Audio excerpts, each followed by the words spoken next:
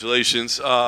Performances don't get much better than that. Highlight reel finishes don't get much better than that. So, I mean, just how excited are you right now? Man, I'm so excited to be here. It's a bit surreal, but at the same time, I feel like the timing's right, and I'm where I belong now. Nice. I feel like the expectations for you have been incredibly high from like your debut as a professional, and it took kind of a winding road to get here, right? What has that journey been like for you, and was it frustrating along the way that maybe you didn't get here as soon as maybe some people thought you would? Yeah, I think when you're kind of born into it and you have a lot of like hype or whatever, a lot of the time you get fed guys and you have a very easy path to get here, and then once you get here you get exposed. So I'm very grateful to be brought up in a promotion like LFA where I haven't had any easy fights. I've had some tough losses that I've come back from, and ultimately they've gotten me here in the exact right time, and I feel like there's really those lessons are behind me. I don't need to learn those lessons anymore. There might be some new ones, but as far as I'm concerned, I belong here and I'm here to stay. That's awesome. You had maybe about as much support as any fighter I've ever seen on Contender Series tonight. Were you able to sense that and soak that in at all, or were you just so dialed in that you couldn't feel it? Oh yeah, 100%. I tried to stay as present as possible. So as they're actually, I guess I'm contradicting myself because I have quite a bit of ADD. So as they were like doing the Vaseline or whatever, I'm looking around, I'm locking eyes with a bunch of my friends and whatnot. So it was cool to be able to have so many people here. And I'm just grateful to, when you show love, you get love back. So I've just been trying to do that my entire life. And tonight was just kind of one of those moments where it all kind of came together for me. Awesome. I'm sure you're kind of moving on instinct at the moment, but can you remember what was going through your head as you've got a dazed opponent with his hands down in front of you and you're rushing towards him trying to land that kill shot? Do you remember what was going through your mind at that moment? Yeah, I mean, obviously I'm a jiu-jitsu guy, right? That's what I've been growing up doing, but I've put a lot of time and effort in my striking, and in that moment, I've actually been there before in one of my other fights, and I kind of took a second and sort of like didn't seize the moment right away. So as soon as I saw him dazed, I was like, oh, we got to go. And I ran in through the overhand that I've been working on this entire camp. Yeah, got the win. That's awesome. Great highlight. Last thing for me, like you said, this is kind of a lifelong journey. Do you have a dream scenario and how the debut unfolds, whether it be a location, an opponent, a date? I mean, is there anything that this would be perfect as the way it's supposed to go? Honestly, like I'm down for whatever. I'm from Los Angeles, so I would love to fight in my city of Los Angeles. I think there's a card there in January, but I'm literally in camp all year. I'm training every single day. I keep my weight right on point, so the UFC doesn't have to worry about that. You give me a call, I'm going to show up and I'm going to perform.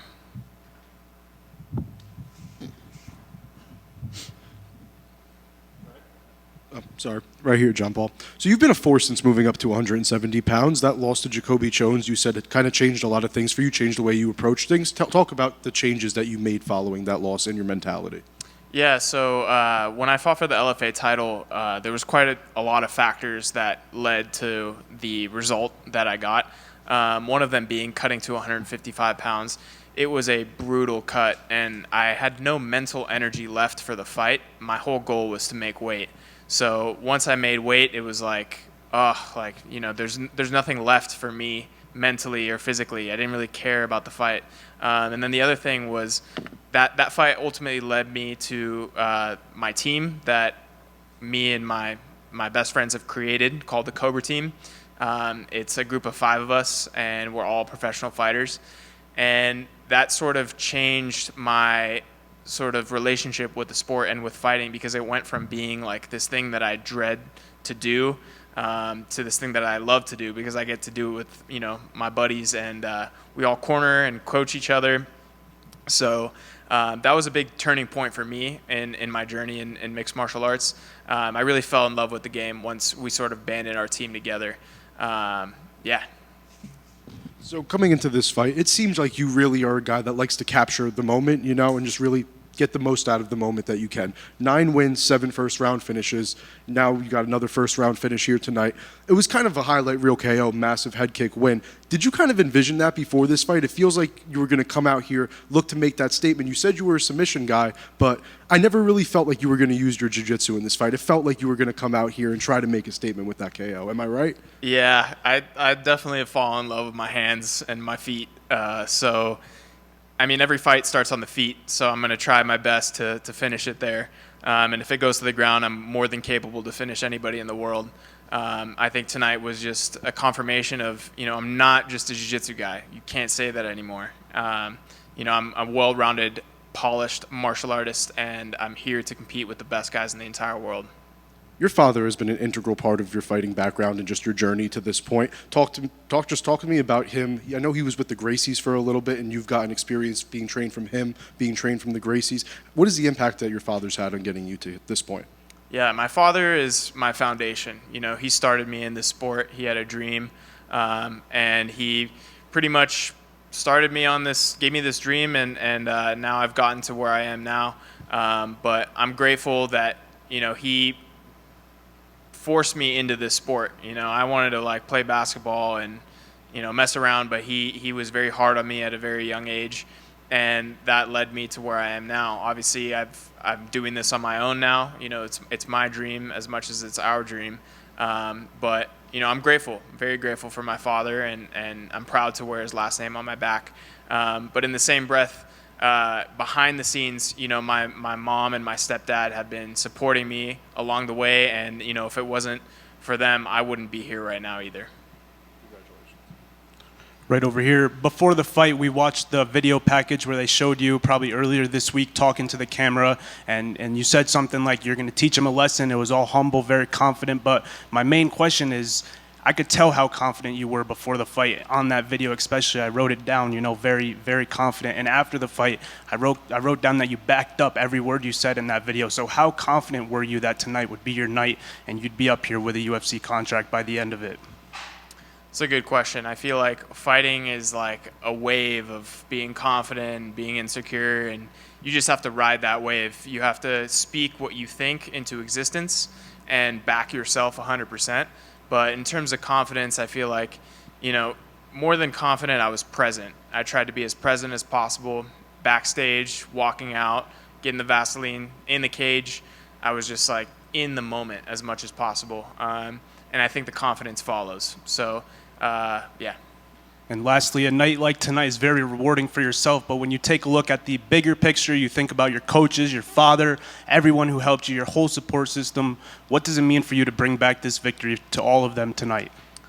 I feel like my role in this is to lead the way. I want to lead the way for my friends, for my team, for my coaches, and to represent them as best as I can and to show them, what it's like to fight at the Apex and the Contender series. I have teammates that are younger than me that are on the come up as well. So to be able to sort of expose them to this experience before they have to do it themselves, it means the world to me. And I'm the first of many. So be ready. Cobra Team is coming. Thank you, man. Congrats. Thank you. So over here, when you speak about Cobra Team, obviously not as big as other gyms in terms of roster size. So how do you think that dynamic compares to a gym maybe perhaps that has a big number of people and training in and out? Yeah, I've been with big teams, and I've learned that it's not as important as you think. It's not about the quantity or how hard the training and the rounds are. It's about the quality and using our minds and our collective skill sets to game plan for specific opponents, and that's something that the Cobra Team has mastered. We have a lot of specialists in there, along with our coach Mateus and my wrestling coach Jesse Doyle. We put all of our minds together and collectively come up with a game plan, and I believe with that, we can beat anybody in the world. The copy paste, big gym thing it works for some people, but not for me. Sure. Last one for me. You spoke a little bit about LFA and how good they've been to you. We see LFA, talk about all these guys that have been through their stage before, making it big time in our sport.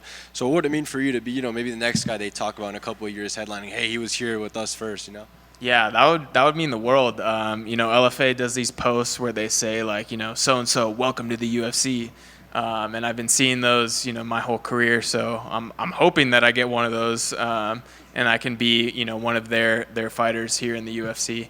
But yeah, I'm super grateful for them. If it wasn't for them, I wouldn't be in this position. I wouldn't be as prepared as I am right now. Congratulations. Thank you. JP, Alex Shervani, Armenian Sports News. You spoke with our Manuka Kopian about your Armenian heritage. What can you say about your Armenian heritage, and what do you have to say to your Armenian fans on a night like tonight?